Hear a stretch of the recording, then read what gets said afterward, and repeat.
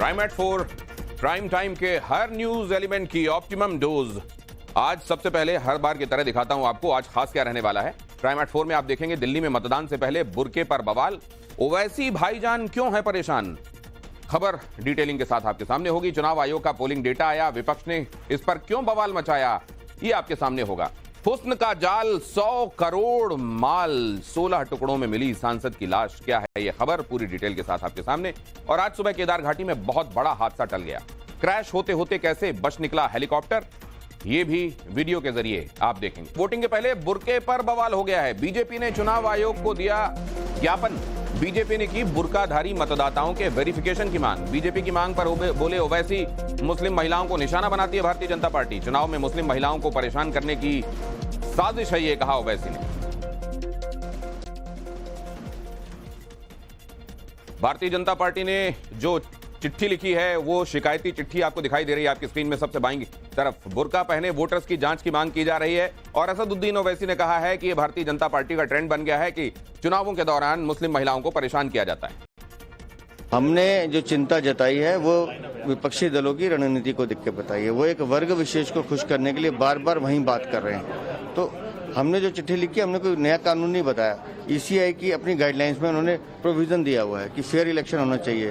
तो उसके लिए हमने उनसे डिमांड की है कि आप वुमेन पोलिंग ऑफिसर ज्यादा डिप्यूट करें ऐसे पोलिंग्स पर जहां एक वर्ग विशेष की महिलाएं ज्यादा वोट डालती हैं और उनको चेक करके उनको वोट डालने की अनुमति दी जाए। कैसे वेरिफिकेशन हो ताकि वोटिंग स्लो हो, ताकि वोट ना कास्ट करें, टाइम ज्यादा लगे।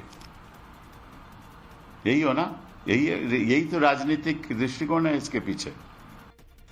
सियासत अपनी जगह है, लेकिन चुनाव आयोग इस बारे में क्या कहता है ये भी आपको जान लेना चाहिए। चुनाव आयोग के मुताबिक बुर्के में वोट डालने की मनाही कतई नहीं है, लेकिन अगर चुनाव अधिकारियों को शक हो तो उन्हें चेहरे का फोटो से मिलान करने का पूरा अधिकार है और इसके लिए अलग कमरे में महिला मतदान अधिकारी की नियुक्ति होनी चाहिए ताकि गोपनीयता और शालीनता बनी रहे। नियम कहता है कि जहां भी चेहरा ढककर महिला वोटर्स आ रही हैं वहां कम से कम एक महिला पोलिंग ऑफिसर जरूर हो। बुर्के में पहुंची महिला मतदाताओं की गोपनीयता की रक्षा हो सके, साथ ही फेयर इलेक्शन हो, इसके लिए चुनाव आयोग ने यह दिशा निर्देश ऑलरेडी जारी किया हुआ है। और आगे आपको दिखाएंगे तुष्टीकरण पॉलिटिक्स पर पीएम मोदी का प्रचंड प्रहार, लेकिन उससे पहले एक बड़ी खबर। गुजरात के कच्छ से आई हैरान करने वाली तस्वीर। आसमान में उठती नजर आई पानी की बौछार। पाइप के एयर वॉल में लीकेज से पानी निकला।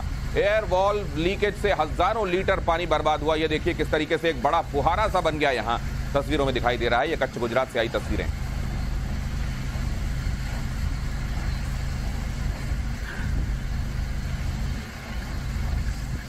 और शिमला से प्रधानमंत्री नरेंद्र मोदी ने एक बार फिर ममता बनर्जी पर हमला बोला। बंगाल में मुस्लिमों की कई जातियों को ओबीसी बना डाला, कहा प्रधानमंत्री नरेंद्र मोदी ने।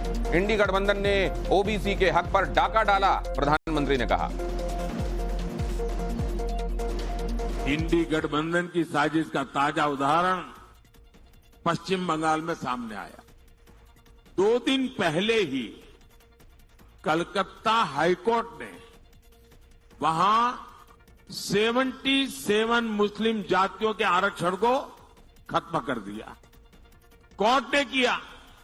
आप लोग कल्पना कर सकते हैं, मुसलमान की 77 जातियों को इंडी गठबंधन वालों ने रातों रात ओबीसी बना दिया था। ये कांग्रेस वाले उनके साथी। 3 चीज आपको कॉमन मिलेगी। एक, ये गौर सांप्रदायिक है। दूसरा, गौर जातिवादी है। और तीसरा, गौर परिवारवादी है। और भारतीय जनता पार्टी के सांसद गिरिराज सिंह ने कहा है कि मुसलमानों को आरक्षण असल में हिंदुओं के हक पर प्रहार है। योगी आदित्यनाथ ने कहा ममता सरकार ने राजनीतिक तुष्टीकरण की ये पराकाष्ठा पार की है। अब समय आ गया है, अब मुसलमानों को पुनर्विचार हो और किसी भी तरह से आरक्षण मिल रहा है वो नाजायज है, ये हिंदुओं पर प्रहार है। वेस्ट बंगाल की मुख्यमंत्री टीएमसी की सरकार ने राजनीतिक तुष्टीकरण की पराकाष्ठा पर चलते हुए सन 2010 में 118 मुस्लिम जातियों को जबरन ओबीसी में घुसेड़ करके उन्हें ये आरक्षण दिया था। और लोकसभा इलेक्शन के बीच पोलिंग डेटा पर राजनीति तेज हो गई है। चुनाव आयोग के पोलिंग डेटा पर विपक्ष ने सवाल उठाए हैं। कपिल सिब्बल ने पूछा, फॉर्म 17 आयोग अपने वेबसाइट पर क्यों नहीं दिखाता? भूपेश बघेल का आरोप, चुनाव आयोग पक्षपातपूर्ण तरीके से काम कर रहा है। हम चाहेंगे कि सुप्रीम कोर्ट डायरेक्ट करे, आदेश दे कि ये लॉग्स हिफाजत से रखने चाहिए इलेक्शन कमीशन को, और हर फेज ऑफ वोटिंग जो पोल में होता है वो रिकॉर्ड काउंटिंग से पहले बताया जाए। आज इलेक्ट्रॉनिक युग है, और इलेक्ट्रॉनिक युग है, आप कहते हैं मतगणना में ज्यादा समय लगेगा, इसलिए हम बैलेट पेपर से नहीं कराते। और अब जब इलेक्ट्रॉनिक युग है तो निर्वाचन आयोग एक एक सप्ताह 10-10 दिन तक के आप वो कितने वोट पड़े उसकी जानकारी आप नहीं दे रहे हैं, और जानकारी आती 6 से 8% वोट प्रतिशत बढ़ गया। इसका मतलब ये निर्वाचन आयोग बायस्ड है। और राजस्थान धौलपुर में एक दर्दनाक हादसा हुआ, वो खबर आपको बताता हूं। तेज रफ्तार कार ने युवक को टक्कर मारी, 20 फीट तक हवा में उछल गया युवक की हालत गंभीर है, उसे अस्पताल में दाखिल कराया गया है। राजस्थान के धौलपुर से ये तस्वीरें, यहां पर देखिए किस तरीके से सड़क पार करते हुए उसे इस तेज रफ्तार गाड़ी ने टक्कर मारी, और कैसे वो हवा में कई फीट ऊपर उछला, कलाबाजियां खाकर नीचे गिरा, और जाहिर है इसके बाद उसकी हालत बहुत गंभीर है, उसे अस्पताल में दाखिल कराया गया।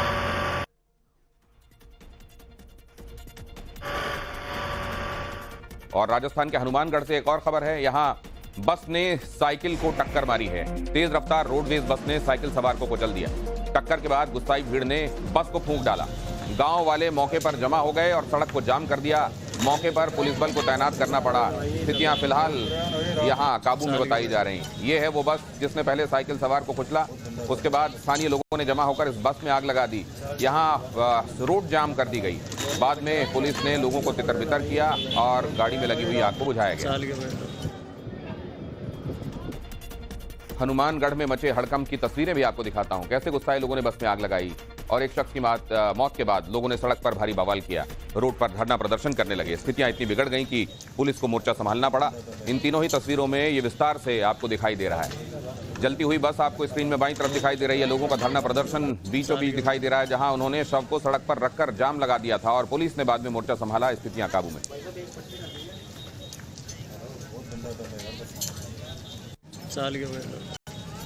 और अगली खबर ये, आरा से अमित शाह ने विपक्ष पर हमला बोला है। अमित शाह ने कहा, इंडी गठबंधन हमें पाकिस्तान के नाम से डराता है। अमित शाह ने कहा, भारतीय जनता पार्टी पाकिस्तान के एटम बॉम्ब से नहीं डरती। तेजस्वी ने पलटवार करते हुए कहा, अमित शाह बिहार में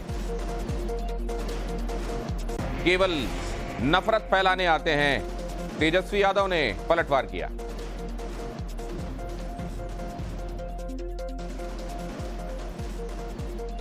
कांग्रेस वाले लालू जी गमंडिया गठबंधन हमें डराता है कि पाकिस्तान के पास एटम बम है। पाक ऑक्यूपाई कश्मीर की बात मत करो। भाइयों बहनों, मैं लालू यादव एंड कंपनी को कहने आया हूं, अरे लालू जी, हम तो भाजपा वाले हैं, पाकिस्तान के एटम बम से नहीं डरते हैं, नहीं डरते। पाक ऑक्यूपाई कश्मीर हमारा है, रहेगा, और हम उसको लेकर रहेंगे। ये भाजपा का संकल्प। शाहजी केवल नफरत ट्रेंड करने आते हैं बिहार में, ये झूठ बोलते हैं। इनके झूठ पे बिहार के लोग फंसने वाले नहीं हैं। यहाँ झूठ का, नफरत का ट्रेंड नहीं चलेगा, यहाँ जॉब का ट्रेंड चलेगा। और स्वाति मालीवाल मारपीट केस में एक बड़ा अपडेट सामने आया है। आरोपी विभव कुमार को 4 दिन की न्यायिक हिरासत में भेजा गया है। कुछ ही देर पहले विभव को 30 हजारी कोर्ट में पेश किया गया था, जहां से उन्हें न्यायिक हिरासत में भेज दिया गया। आज बांग्लादेशी एमपी की मर्डर की मिस्ट्री, बांग्लादेशी सांसद की हत्या के मामले में बड़ा खुलासा हुआ है। सांसद की हत्या में हनी ट्रैप का एंगल सामने आया है। सांसद अनवारुल को हनी ट्रैप के झांसे में फांसने का शक है। बांग्लादेश पुलिस ने बांग्लादेश की महिला को अरेस्ट किया है। शिलास्ती रहमान नाम की महिला की तस्वीर सामने आई है। हत्याकांड की मास्टरमाइंड की गर्लफ्रेंड है शिलास्ती रहमान की तस्वीरें आपको यहां स्क्रीन में बीचों बीच दिखाई दे रही हैं। सांसद जिसका मर्डर हुआ उसकी तस्वीरें दिखाई दे रही हैं। कोलकाता का फ्लैट दिखाई दे रहा है। हत्या का मास्टरमाइंड जो है वो स्क्रीन में दाईं तरफ नीचे आपको दिखाई दे रहा है। 100 करोड़ टका सोना, इस सब के पीछे की एक बड़ी वजह वो आपको यहां दिखाई दे रहा है। इस पूरे मामले को अगर आप विस्तार से समझना चाहते हैं तो मैं अब आपको बताता हूं। सोर्सेस जो बता रहे हैं, सूत्रों से मिली जानकारी वो ये बताती है कि शिलास्ती ने बांग्लादेशी सांसद अनवारुल को प्यार के जाल में फांसा। अनवारुल अजीम को शिलास्ती ने बांग्लादेश से बुलाया। शिलास्ती के बुलाने पर अनवारुल ढाका से कोलकाता पहुंचे। शिलास्ती ही सांसद अनवारुल को फ्लैट पर लेके गई। बाकी साथियों के साथ मिलकर अनवारुल की हत्या की गई। लाश के टुकड़े करने के लिए खास तौर से मुंबई से कसाई को बुलाया गया। मर्डर के बाद फ्लैट में ही लाश को कई टुकड़ों में काटा गया। पता चला है कि हत्याकांड की पूरी स्क्रिप्ट अमेरिका में लिखी गई, वहां पूरी प्लानिंग बनाई गई। अमेरिकी नागरिक अख्तरुज्जमा शाहीन ने ये साजिश रची। और इस बीच बांग्लादेशी सांसद के हत्यारे का सीसीटीवी वीडियो वायरल हो गया है। मर्डर के बाद का सीसीटीवी सामने आया है। हत्यारे अमानुल्लाह और जुबैर इसमें नजर आ रहे हैं। वीडियो में ब्लू कलर के ब्रीफकेस के साथ नजर आ रहे हैं ये हत्यारे। न्यू टाउन अपार्टमेंट का ये सीसीटीवी फुटेज है जो हम आपको दिखा रहे हैं।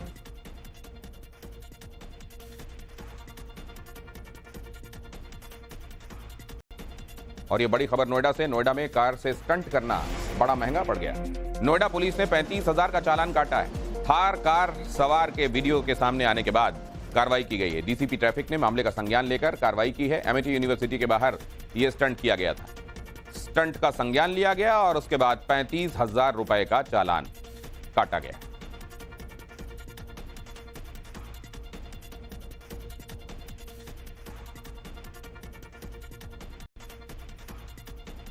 और एक बड़ी खबर उत्तर प्रदेश के महाराजगंज से। यहां सीएम योगी की रैली हुई। महाराजगंज की रैली में सीएम योगी का अखिलेश पर एक बार फिर अटैक देखने को मिला। अखिलेश ने महापुरुषों के स्मारक तोड़ने की बात कही थी। अंबेडकर के नाम को मिटाने की कोशिश की गई थी, कहा सीएम योगी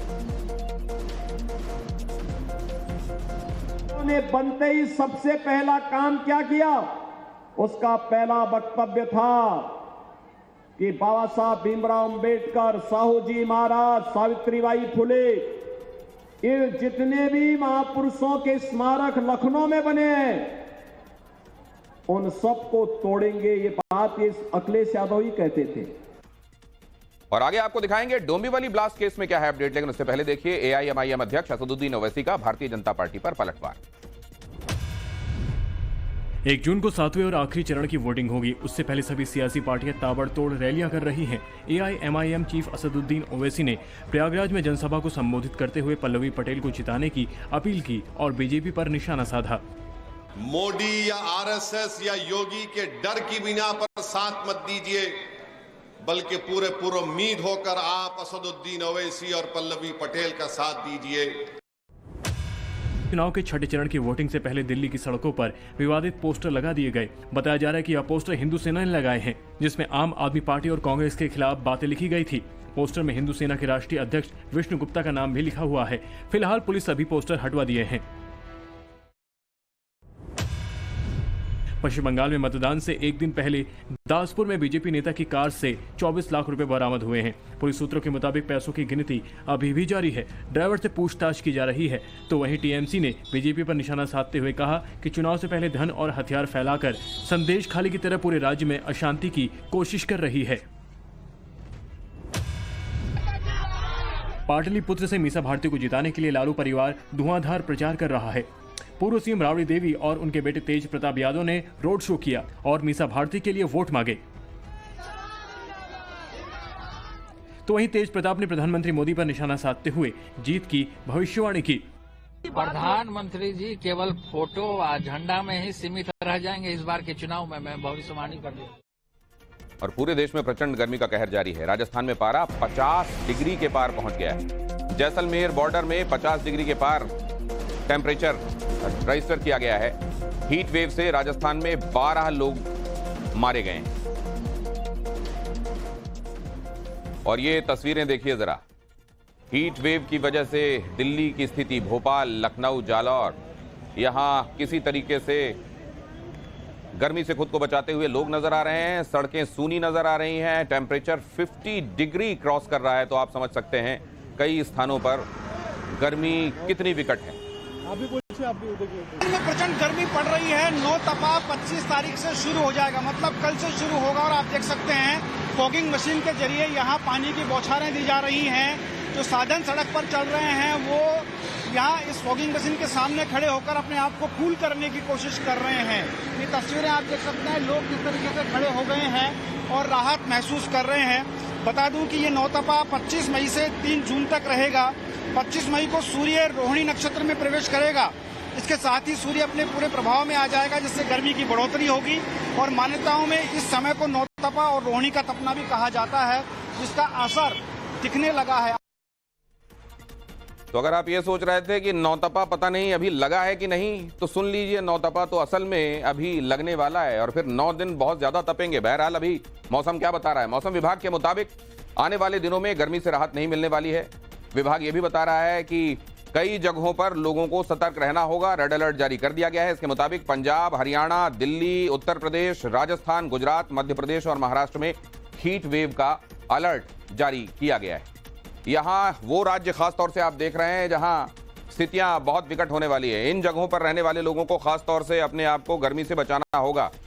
यहाँ आने वाले खास तौर से 9 दिन बहुत ज्यादा चैलेंजिंग, और इसके बारे में तो हमारे शास्त्र भी बताते हैं कि जब सूर्य रोहिणी नक्षत्र में हो तो नौतपे बनती है 9 दिन। उन 9 दिनों में खास तौर से लोगों को सावधानियां बरतनी चाहिए। और आईएमडी तो मेट डिपार्टमेंट तो अब ये चेतावनी दे ही रहा है। और ठाणे के डोंबिवली के एक बॉयलर में जबरदस्त विस्फोट हुआ। विस्फोट की घटना में 7 लोगों की मौत हो गई। बॉयलर से विस्फोट और यहां फैक्ट्री के परखच्चे उड़ने के बाद की तस्वीरें आप देख रहे हैं। ब्लास्ट के बाद आसपास के इलाकों में अफरा तफरी मच गई। विस्फोट की घटना में कई लोग जख्मी हुए हैं।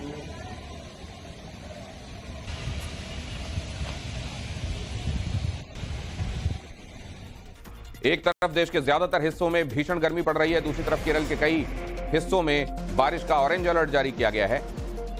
पथानामथिट्टा, आलापुझा में भारी बारिश के अलर्ट साउंड किए गए हैं। कोट्टायम, एर्नाकुलम, इडुक्की में भी जबरदस्त बारिश के आसार हैं। कोझिकोड और कन्नूर में भारी से बहुत भारी बारिश का अलर्ट साउंड किया गया है। लोगों को चेतावनी जारी कर दी गई है। और केरल में बाउंडर के बाद की तस्वीरें सामने आई हैं। ऑपरेशन से लौटते जवानों की तस्वीरें आपको दिखाता हूं। इंद्रावती नदी को पैदल पार करते जवान नजर आ रहे हैं। नक्सलियों के शव को लिए हुए भी इसमें जवान आपको दिखाई देंगे। ये है वो नदी पार करते जवानों की तस्वीरें। इंद्रावती नदी पार कर रहे हैं जवान। और यहां पर आपको ये भी दिखाई देगा कि ये बीचों बीच आप देखें, एक स्ट्रेचर पर शव को भी लिए हुए हैं जवान। ये असल में मारे गए नक्सली का शव है। अगर कुछ बाकी रहे, केदारनाथ में क्रैश होते होते बचा हेलीकॉप्टर। इसी से शुरुआत करते हैं। हेलीकॉप्टर की कराई गई इमरजेंसी लैंडिंग। हेलीपैड से 100 मीटर दूर उतारा गया हेलीकॉप्टर को। पायलट की सूझबूझ से बची यात्रियों की जान। केदार घाटी में देखिए कैसे ये हादसा होते होते टला। यहां पर देखिए ये हेलीकॉप्टर किस तरीके से यहां हवा में ही गोते खा रहा है, चक्कर लगा रहा है और फिर उसको हेलीपैड से करीब 100 मीटर दूर उतारने में पायलट ने कामयाबी पाई। वहां पर यह भी कहा जा रहा है यहां से भागो भागो। हेलीकॉप्टर जिस तरीके से अनियंत्रित हो रहा है, किसी के ऊपर भी गिर सकता है। लोग उधर से जा रहे हैं। यह भी कहा जा रहा है कि हेलीकॉप्टर लगता है गड्ढे में जा रहा है और फिर उसको हेलीकॉप्टर को हेलीपैड से कुछ मीटर की दूरी पर उतारने में कामयाबी मिली। लोग ये कह रहे हैं कि बाबा केदार ने सभी लोगों की जान बचा ली। बैलेंस किस तरह से बिगड़ा, जमीन से कैसे टक्कर हुई और इमरजेंसी लैंडिंग कैसे हुई, यहां इन तीनों तस्वीरों में आपको दिखाई दे रहा है।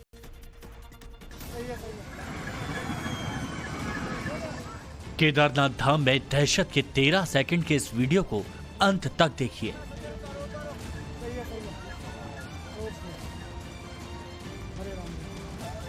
हेलीकॉप्टर हवा में चकरा रहा है। वो हेलीपैड के ऊपर 10 चक्कर लगाता है लेकिन उतर नहीं पा रहा।